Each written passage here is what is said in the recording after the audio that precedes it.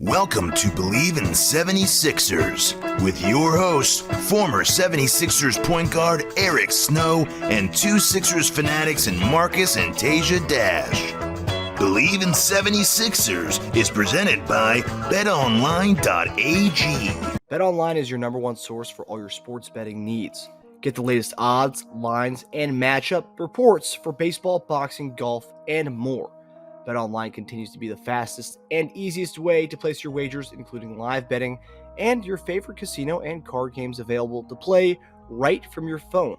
Head to the website or use your mobile device to sign up today and get in on the action. Remember to use promo code BLEAV for your 50% welcome bonus on your first deposit. BetOnline, where the game starts. Hey guys, welcome back to another episode of Bleav In 76ers podcast. I'm Marcus Dash here with legendary 76ers point guard Eric Snow. My brother Teja Dash. All-star votes are out there. The starting fives are out, and Joel Embiid has accomplished something that only three other Sixers have ever accomplished better than, as far as being in the All-Star. The only three other Sixers who have gotten more All-Star nods than him is Allen Iverson, Hal Greer, Julius Erving, and Dolph Schayes, which I don't know. That's probably going back some ways. Or am I pronouncing his name right, Eric? Dolph Schayes? Is that it? You don't know who Dolph Schayes is, man? Yeah. I have no idea. No. Eric's so upset with you right now. Studying that, man. I do. You gotta do some studying, man. How long ago is that, Eric? No, it's not like I watched him play, but I'm just saying, like, you at least got to know the name. You don't have to know his game, but you got to know the name. Yeah. You ever heard of Danny Schayes? No. No, you didn't hear that. You never heard of Danny Schayes? Got it. Were they like a brother duo back in the day? That's his son. I played against Danny. Okay. Yeah, I might have to do some digging after this. But yeah, just let it go, man. Just move. What do you guys think of? Danny Schayes played for a long time, right? He played for like 17 years. He was like one of those centers that just stuck around for a long time. Any problems with the All-Star for today? We talked a little bit before we got on. Are you guys happy with the starting fives on the East at least? Or anyone gets snubbed that you think should have gotten in? No. I mean, I think every year you look at it, you can always say somebody got snubbed, but I think everyone that made it deserved it.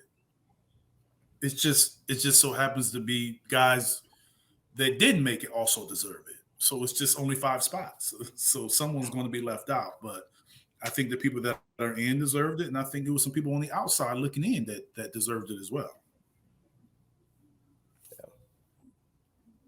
Yeah. I mean, probably my main complaint would be Lillard, but I'm not surprised. He's got the name going. So, other than that, yeah, I'm okay with it. I mean, you can. That's what I'm saying. You can easily say that, and that's probably the name that comes up. But you probably feel people were better than him, but were they miles ahead of him? That's the question. Yeah, when you have that much of an established name, you're gonna have to like. Yeah, that's what I'm saying. Like, was it a huge difference? Is what I'm asking. And the team having the second best record in the league, even though they let go of the coach, which shows that it's more than wins and losses with that situation anyway. But a team having the second best record in that conference, you can't be shocked that they get 2 players in, and one of them named Dame Lillard gets in. Yeah. Like, you may have thought that other guys deserved it more than him, but you can't be surprised. No. Yeah, definitely not. Especially with someone like Dame, where I think part of the reason why people think that he should have been left out is because his stats are so much lower than last year's. So looking at where his production was compared to where it is, and they're like, "Whoa, how does he get?" But he's got the name and his stats. But he's also no longer the number one option. Yeah, it's true. So, that matters. that you have a guy that's averaging almost 30 points beside you. Yeah. Yeah, that same argument can be made for Maxey too, right? To come join a team, and I'm defending Dame. I'll take the defending Dame for a minute. Okay. To come join a team right before training camp, and that team to be a game or two behind having the best record in the league means something, man. Yeah. It means something.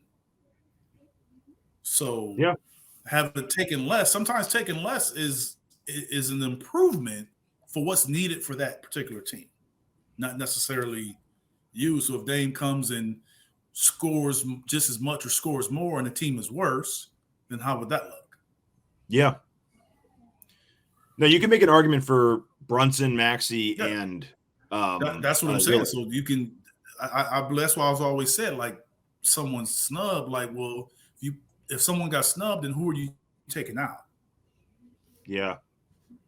Like, it's hard now with the new voting to take people out. It's, sometimes, back in the day where you could have guys where it was very clear, because you had fans, so it was really a popularity vote, more so than a true all-star vote. Whereas now you get more of a hard to take a guy out player than in the past. Yeah. It'll be cool to see where Maxey goes when they do the draft. Because they change it up every year. Are they going back? Are they still doing the draft this year? Because I thought they were going to change it up, maybe go to back to East West, or like I believe they're just doing East West. Okay, all right. I believe they're just doing. I'm not 100% sure on that, but I believe they're just doing East West. Yeah, I know that they like to change it up every year with the All-Star game. So yeah, I don't see. Yeah, I don't think they're doing that again. Okay, so no team, no Giannis versus LeBron team, or Captain A, Captain B kind of thing. No, I think it's East West. So. I believe it's East West. Cool. I like that. Going back to traditional ways of doing things. Yeah. All right, so we're gonna take a dive in here with our Sixers. So this road trip is gonna be a pivotal road trip according to some reports out there. So Sixers started their 5-game road trip last night. Rough loss to the Pacers. We were down Tobias, Morris, and Covington, and Melton. So I think Tobias Harris not playing last night really proved his worth to some people. Teja, I'm curious to hear your thoughts on how we looked without Tobias last night. But with the trade deadline approaching, we've heard that this road trip might shape who the Sixers go after. So after game one, do you think anything has changed as far as the type of player that we need?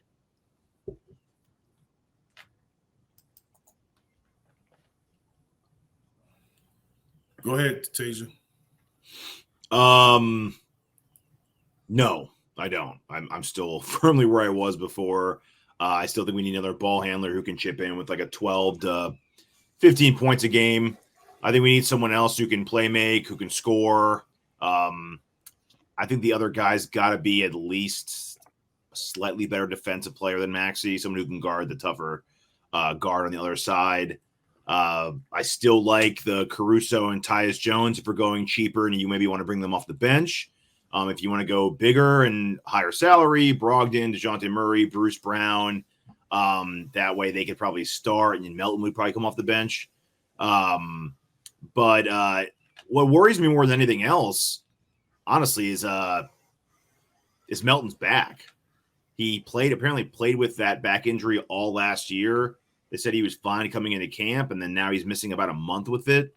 And we know how backs go, man. They can just linger and seem okay, and then a week later, you pull something, and then you're back to where you were. So I think now more than ever, we need to have some urgency on having a player as an insurance policy, or maybe just have a guy start at 2 next to Max so you can also bring the ball up. And that way you can bring Melton off the bench and not overdo his minutes.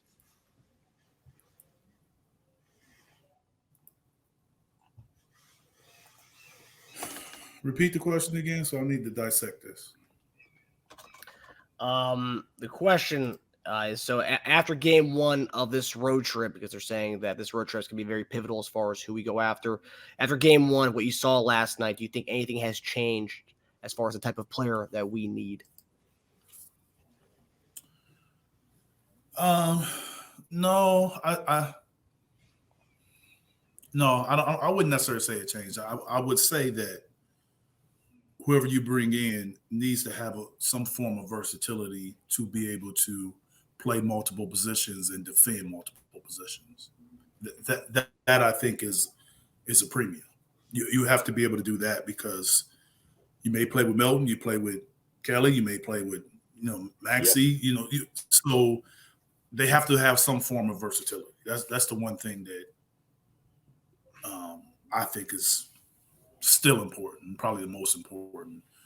Be able to knock down a shot. It would be helpful if they can knock down shots and play make or be somewhat of a primary ball handler at times, just to give the team more of a expanded talent level when it comes to playoff time with foul trouble or anything that may come down the road.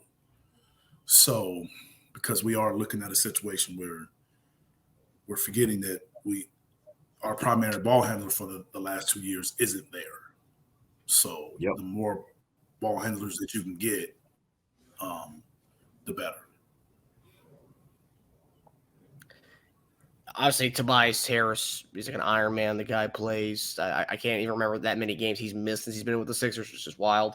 But he missed last night with the illness. And do you guys – I know, Eric, you and I are the pro Tobias guys in the show, Teja, not so much. But did last night kind of show you how important Tobias Harris is to this team? Because, I mean, we started Beverly at the other guard. Oubre moved to 3, Batum moved to 4. In that lineup, Oubre was 2 for 5, 4 points, minus 14 plus minus last night. Beverly, 4 points, minus 15 plus minus last night. Batum 10 points. But it just seemed like not having that third guy in that starting lineup kind of hurt us last night. And also Siakam kind of dominated whoever was guarding him last night. I mean, I would say that it's important to have Tobias in the lineup because he can play and he can really help us. I wouldn't necessarily knock the other guys because of it. I think if the way they played, we probably would have lost with Tobias last night too. Probably. So, yes, I think he's more important than some people probably think he is. But in order for us to win, we need him playing well also. So I don't think him missing the game necessarily was a way of proving that. I think it was the collective amount of guys missing games that kind of proves the point more so than just one guy. If you're taking him and Melton out, you're essentially taking out 2 of your top 6 players. Yeah. 2 of your top 5 in some ways. So that's going to matter. If you go around the league and you take 2 of their top 5 players out, even if it's option 4 and option 5, it can hurt that team. Yeah. And more. And option whatever option you want Melton to be. Yep. How are you concerned with the back injury? Any back injury really with the player? Well, I mean, back injuries are troubling tricky because one, you can't really gauge how a guy feels because the guy can be ready to go, he can look fine, then all of a sudden can't go anymore. Yeah. So if you look at the history of guys that have had a back issue, it's been something that kind of never really went away. Yeah, look at Simmons. He's had that back injury for 3 years. Yes, it never really goes away. So hopefully this is something he can get over and be able to come back and, get on the court in a consistent way. Back to your Tobias. I mean, Tobias is huge. He's I never wanted to give him away as much as you want to say that I'm the not Tobias guy on the show. You're a crumble cookies guy. Everyone knows that. If you're going to replace him, he's got to do a lot of the things Tobias does. I think we were talking about Bogdanovich in Detroit, for instance. I wouldn't want to add him unless if you added him, that'd be like a Tobias replacement, right? And even that, you're losing defense. You're gaining shots, but you're losing defense. So you have to replace his defense with someone else who can kind of pick up the slack. He's a tough guy to replace. I mean, he really is. I mean, it's easy to say, like, when you go online, you see, get rid of him. It's like, those are the same people that always want to fire your coach without having any clue on who you're going to replace the guy with. I'm more of if there's a plan after the guy's gone, then I'm okay with life after him. But I don't just want to get rid of someone to get rid of someone. So, I mean, yeah, I'd still be willing to part ways with Tobias. He's not a deal breaker for me, but I'd like to know what the replacement's going to be and what the plan's going to be after that. So, yeah. Fair. And Tobias last night was sitting back watching that game, seeing us get dominated without him in the line. You see, all those people want to trade me, see what happens.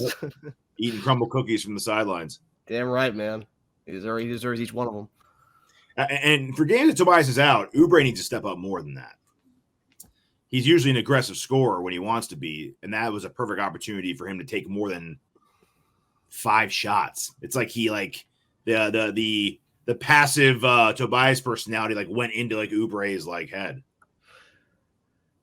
Yeah, interesting about his minutes. I mean, outside of Maxey and Joel, nobody really shot the ball. No, more than 5 or 6 times. 6, 6 is the highest of anyone. Yeah. And Batum was 4 or 5, so him too. Be nice for him to be a little more aggressive, but that's just not Batum's nature. But that is an Oubre. I've seen Oubre take 17 shots when Maxey. But it's harder though. It's harder though if it's not a part of the plan. I mean, that's what I'm saying. Y'all keep saying we got this great and offense that's so great and special. Then why are we talking about this? We can't be a team that Joel and Maxey got to shoot great for us to win. Yeah. Yeah. I mean, that's what you all said, right? You said that it was so great for everybody else and guys with the free flowing and everybody would get shots. And so what are we talking about? We're talking about being 7 of 29 from 3. That unless that team shoots worse than you, you're probably going to lose that game. Yeah. Maxey 1 of 8 didn't help from 3. It's probably one of his worst games shooting of the season. Yeah. I didn't even notice the 1 of 8. Wow, that's rough. It's brutal. Most of his misses came from 3. Yeah. That leads us into they were segue 12 for 28. I mean, they weren't much better. It's true. I mean, 5 more makes with 1 less attempt. I'll take that. It's 15 points. What did we lose by? We lost by 12. 12, yeah. Victory. That was garbage time. We came back at the end. They were 12 for 28, and we were what? 7 of 29. It's pretty bad. We're talking about 3-pointers, right? We're going to go to the next topic here. So Sixers right now are ranked 26th in 3-pointers made, 25th in attempts, and are 29th in bench scoring. Of the two, which one is more concerning to you, being kind of lastly ranked in threes and also almost dead last in bench scoring?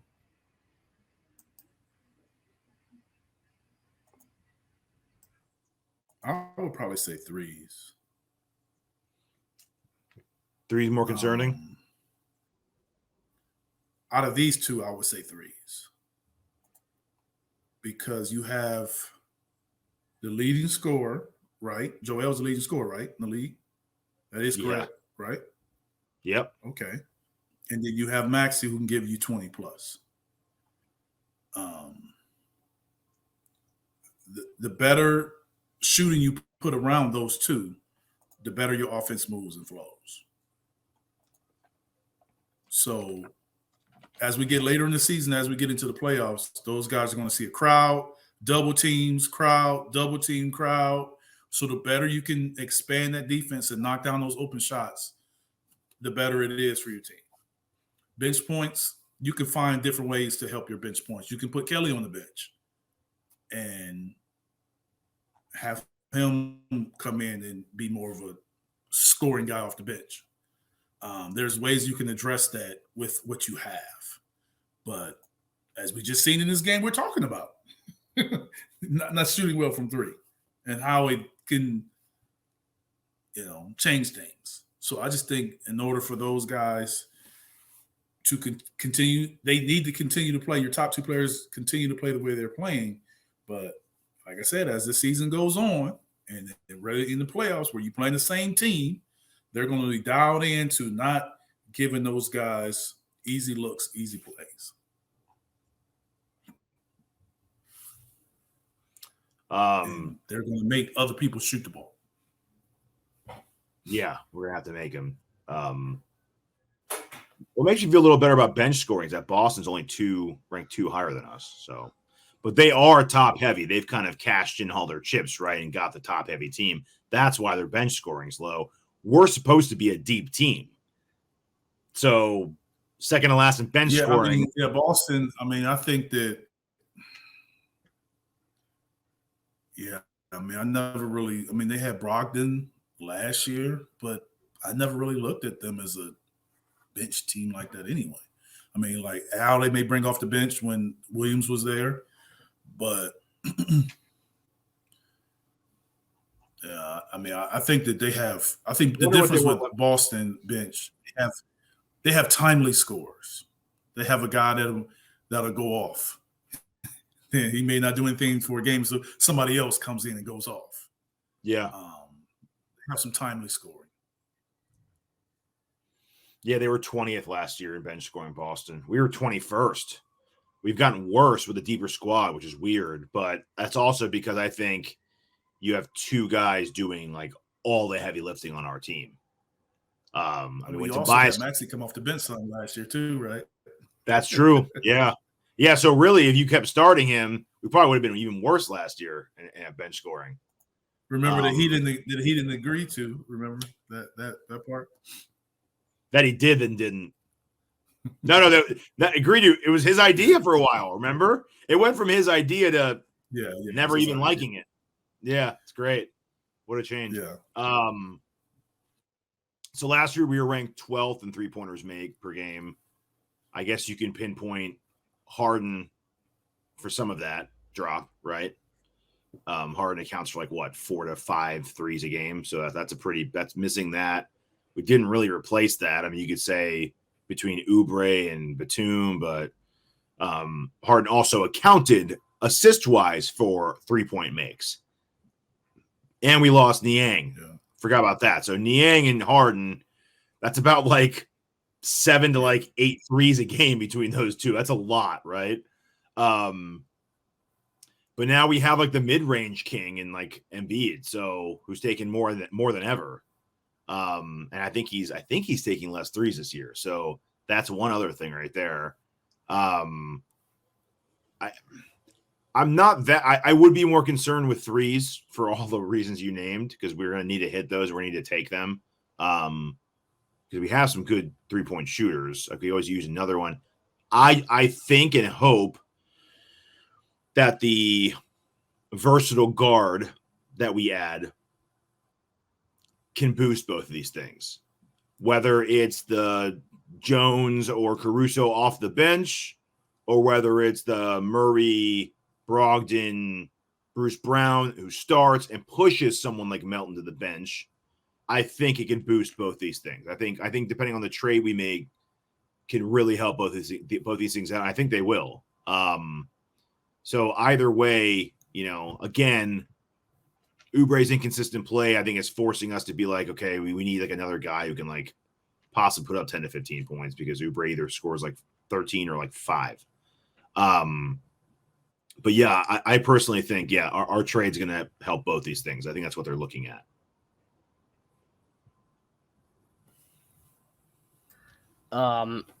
It's interesting because we talked about the other day. I'm just seeing right now there's reports. Jake Fisher just reported something we talked about the other day. Sixers are one team that currently appears as a real possibility for Kyle Lowry should the 6-time All-Star enter the buyout market. And then another report from Jason Dumas, quote, I don't anticipate anything major happening, but a name to monitor and keep an eye on is Spencer Dinwiddie. That's a name we haven't addressed ever. Of those two guys, which would you? Obviously Dinwiddie probably more prefer that a little bit more so than Lowry. But how would Dinwiddie fit on this squad? Yeah, I mean, so Spencer would be a what? That would be a trade or Trade. buyout? Like what is it? What would that be? He'd probably be a I have trade. to see what you're giving up for. Yeah. I have to see what you're giving up for. Because Kyle would be a free agent. It's hard to compare a trade versus a free agent. Yeah. Even though Spencer gives you that versatility I was talking about. Yep. Being able to defend multiple positions, being the primary ball handler. Like he kind of solves, kind of like fits in that mold. Whereas Kyle fits into the primary ball handler, but not the versatility. Yeah. Yeah. And Dinwiddie's not small. He's 6'5", so he's not like a small guard by any means. No, he's not. So that helps that too. If you have a bigger guard, he can guard the bigger guard, or he can come off the bench. He can spot start. You can have him as primary ball handler. Man, his 3-point shooting has taken a dip the last 2 years. He was shooting 40% in Dallas, and he came back to Brooklyn, 29 and 33%. Those are like Westbrook numbers right there. But what Russ got to do with this, man?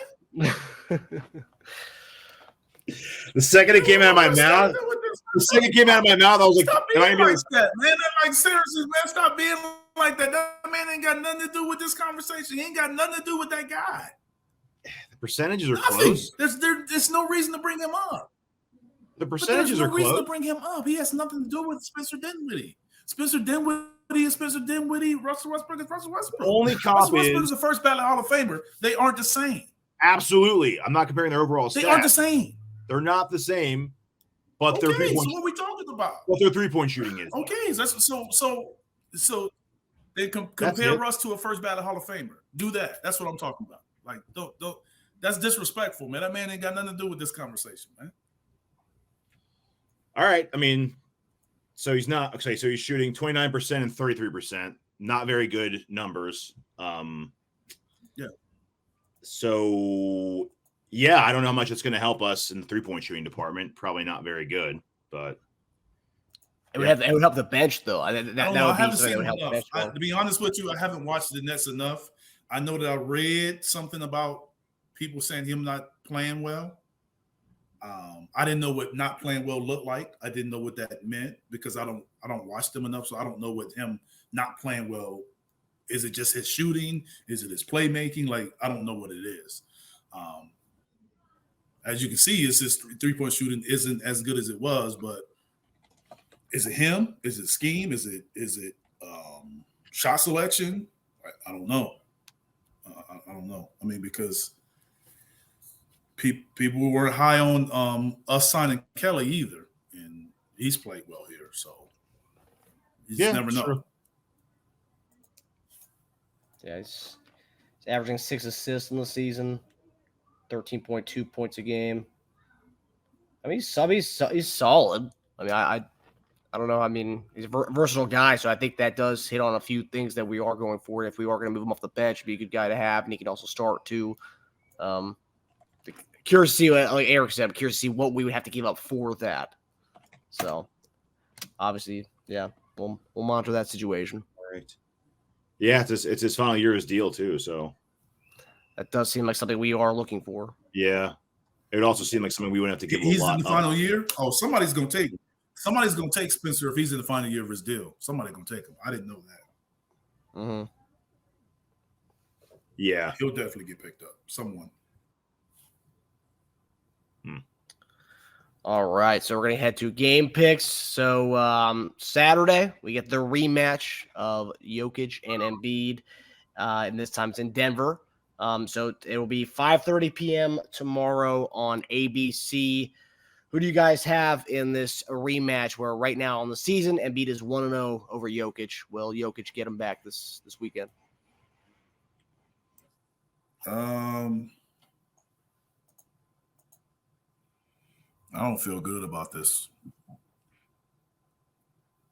I don't feel good about this game. I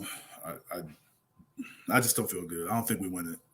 I want us to, but I don't feel it. After last night's game, not knowing who's going to play, like I don't feel good about it. Damn, they don't have our lineup anywhere, huh? Yeah, that would indicate that they think someone's probably not going to play tomorrow. Yeah, well, Embiid did shut on that game last year. He might do it again, especially if that knee is swollen tomorrow. It was a scary moment for sure. Yeah, though, that won't bode well for us if he sits out again. Unless he's gonna sit out games after that. But he can't just sit out that game. Yeah. I mean, he can, but he just won't. I mean, he got a lot of crap for it last year. He'll just do it again, I guess. I mean, what does it matter at this point? He got his win off of him, I guess. Yeah, But see, he can't really miss multiple games either, because then he might not. Then that threshold comes into play. Yeah, I don't know. It's tough. But he could miss the Portland. I mean, you could say that he can miss the Portland game. We got 3 and 4 nights. So yeah. I will say, just bode well the fact that he came back in. Yeah. Yeah, miss one of the back-to-backs. Yeah, Portland. Yeah, you can miss Portland on Monday. That'd be a more appropriate one to miss. Yeah.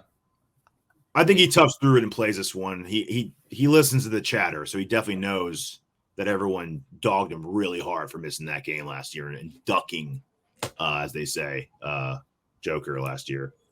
I still think we come up short. Denver had a rough loss against us. They had a rough loss. They've had a couple of rough losses recently, so this is a big bounce back game for them in Denver.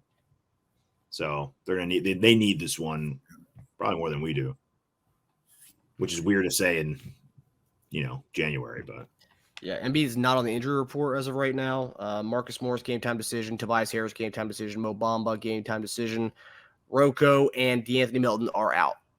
Those are the only two guys who are on, and their injury report clean. They got nobody on it. So, so hopefully the fact that Embiid came back in that game and finished off the game, he still scored 31 points and played. I think he had the most minutes in the game last night for us. So I think he's all right, and he passed the 20-minute threshold too. Of course, he needed that 30-point, man. He needed that streak. You're damn right, baby. He'll probably play even if we're down by 25 just to get that 30-point game.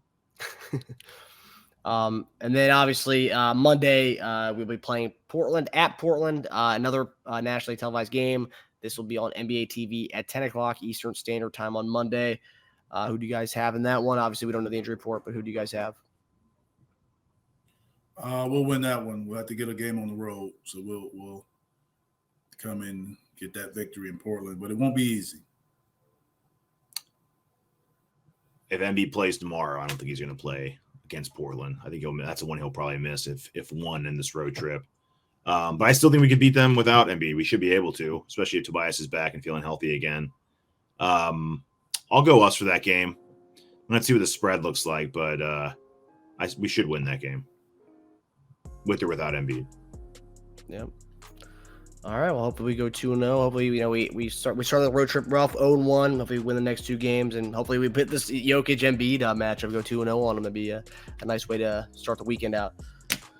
But all right, guys. Well, we'll see you guys Tuesday, guys. Hope you enjoyed the episode, fellas.